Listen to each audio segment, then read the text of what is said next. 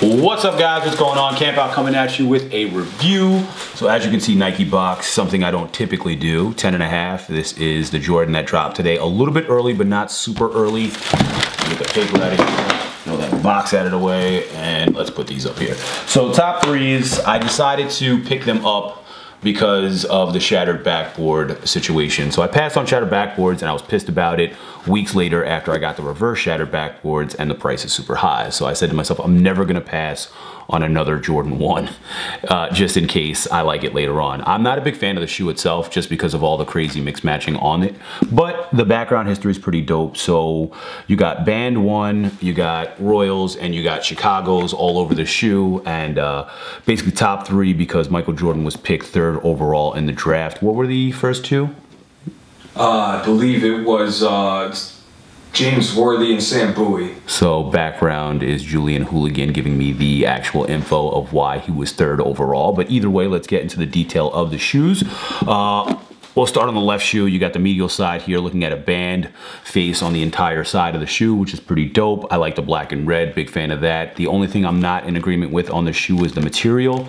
I feel like they could have went a little bit better just because of the history behind it and the shoes that they were using. Other than that, the colorway is fine. The mix match kind of throws me off only in the tongue area. I don't like the white tongue and the black tongue. I would have preferred 2 of the same tongues with all the different colors on the shoe, but it is what it is. I do like the Nike on the upper portion of the tongue area.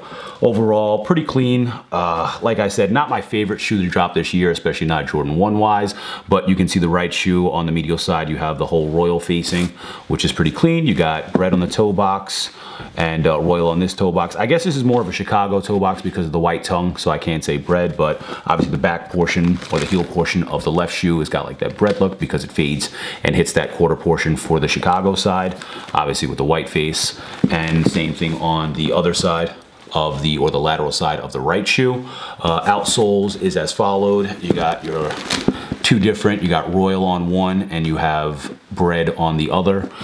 I don't know, man. I do like the lacing option, so you could switch it up a little bit. I'm probably gonna hit up âGoLit of Italy. I'll throw a link to their, I guess, Instagram or something, or webpage in the description if you guys want to check them out. It's a lace company. I've said it a couple times. They do really, really nice work on laces, and leather laces for ones look really good, especially when you have good quality. I'm not saying these are good quality, but I'm just saying in general. You got a what is it, Chicago lace, you got a Royal lace, and you got a Banned 1 lace.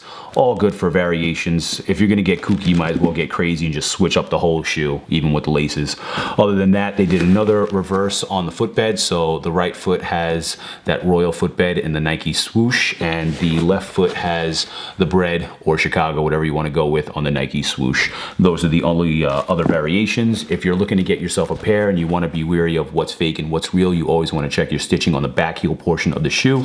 As you can see here, if you want to take a comparison, when you get your pairs, you got that box stitch throughout that whole center portion. You also want to be wary of the print on the Jordan area. I'll bring it a little closer so you guys can see what I'm talking about. The D and the A always have to be close.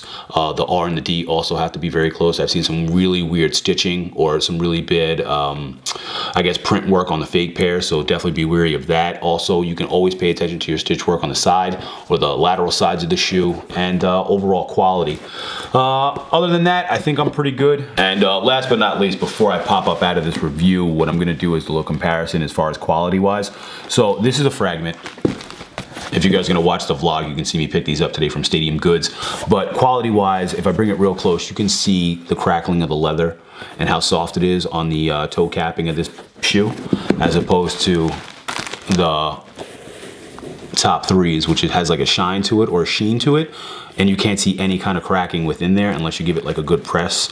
I mean, obviously the material is not going to be the same. The price points were a little different, but I feel like they could have definitely stepped up the material on the top 3's just because. Other than that, I'm getting out of here. If you guys like the review, as always, shoot that thumbs up. If you're not subscribed yet, do me a favor, head over and hit that subscribe button, and I'm out of here. Peace.